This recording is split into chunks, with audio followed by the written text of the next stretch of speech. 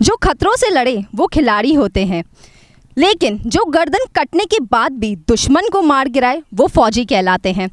अभी हमारे देश के फौजी तो बॉर्डर पर तैनात हमारी रक्षा के लिए खड़े हैं, पर रियल लाइफ के एक्टर हीरो शर्मन जोशी फौजी अपकमिंग फिल्म फौजी कॉलिंग से आज मेरे साथ इंटरव्यू में है और साथ ही डायरेक्टर एंड प्रोड्यूसर भी हैं। आइए उनसे जानते हैं कि ये फौजी अपकमिंग के बारे में, कि फौजी कॉलिंग जो है मूवी, उसका टाइटल क्या है, क्यों रखा गया, और भी तमाम चीज़ें इनके बारे में जानते हैं। इसके अलावा मैं बता दूं आपको कि शर्मन जोशी का अहमदाबाद गुजरात से काफ़ी कह सकते हैं कि कनेक्शन रहा है, तो शर्मन से भी पूछेंगे कि वो क्या सोचते हैं अहमदाबाद के बारे में और उनकी जर्नी अहमदाबाद से कैसे शुरू हुई और कहाँ तक उन्होंने क्या क्या अहमदाबाद से सीखा और उनके नज़रिए से अहमदाबाद को देखिए। आइए, ये जो फौजी कॉलिंग नाम है, नई पिक्चर जो आपकी आ रही है अपकमिंग वाली, इसका फौजी कॉलिंग नाम है। सो इट्स लाइक फौजी से समझ आता है कि फौजी, but what does the title refers that फौजी calling?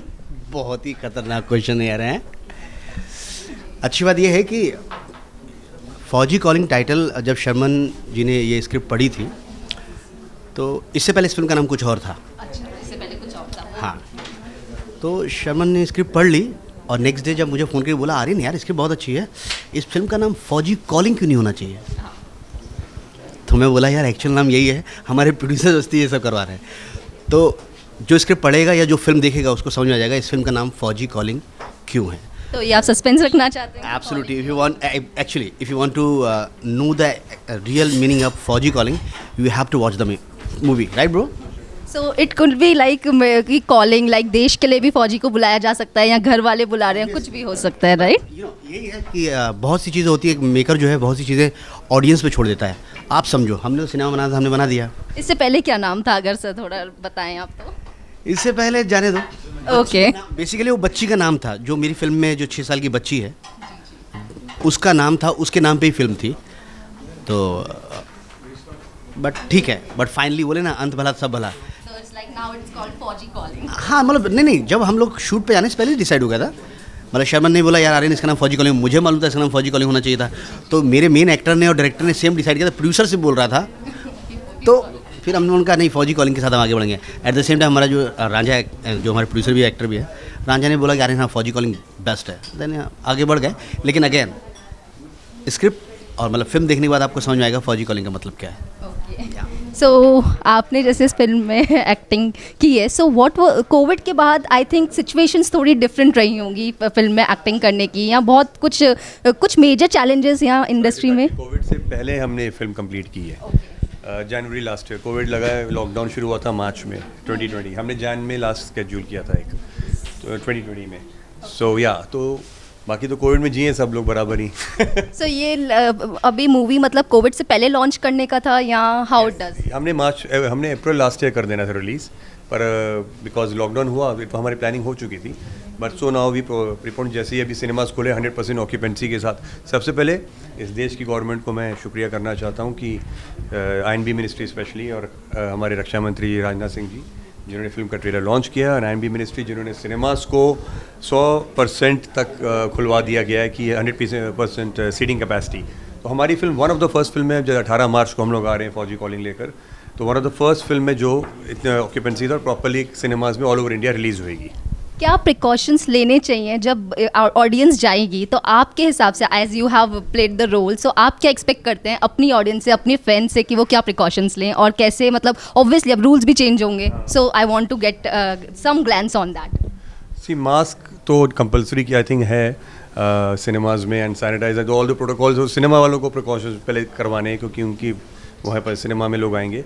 But yes, audience should definitely try at least कि देखो हम ही जिम्मेदार है अगर हम किसी को ये वायरस देते हैं।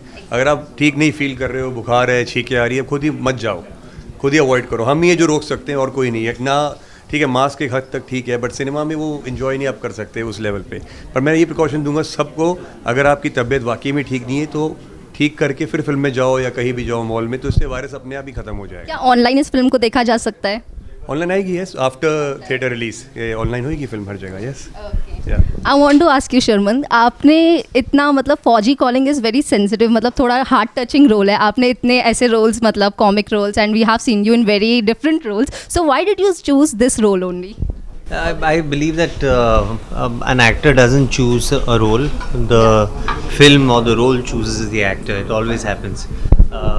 I've now, with my past experience, I've realized that I'm not really in control of anything.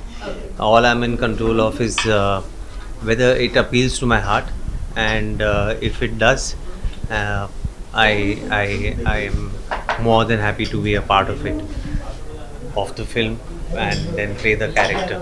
So in Fauji Calling, that's what has happened. I've had really enjoyed the script firstly, and What was your reaction after reading the script? my reaction was that it was a very sensitive, emotional, arousing, heartwarming, arousing in terms of the emotions that it arouses for the families of the soldier. That really appealed to me. I just felt that this is a story I needed to be a part of, because I would like to make my little contribution towards the soldiers, and especially their families, who are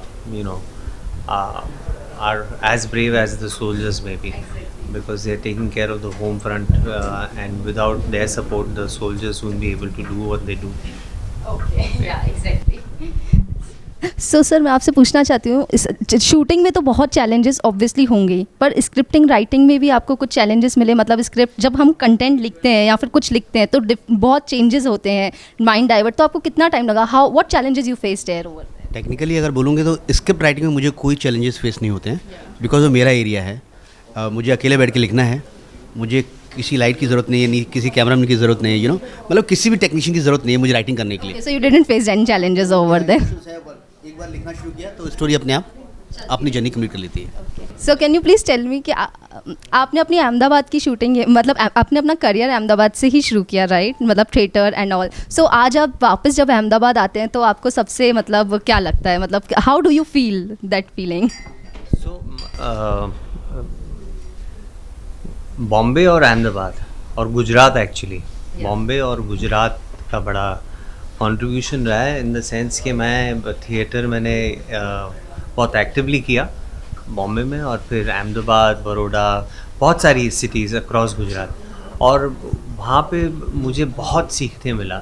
सीखने ऐसे मिला कि पहले तो मेरे एक गुरु है महेंद्र जोशी जी, जिनसे मैंने बहुत सीखा, और फिर मैंने और ज़्यादा मतलब एक्सपीरियंस और एक अलग तरह की सीख मुझे मिली बॉम्बे और गुजरात की ऑडियंसेस से, और ख़ास करके गुजरात की ऑडियंसेस से, क्योंकि मेरा confidence as an actor was dying when I was doing this very important play called All the best.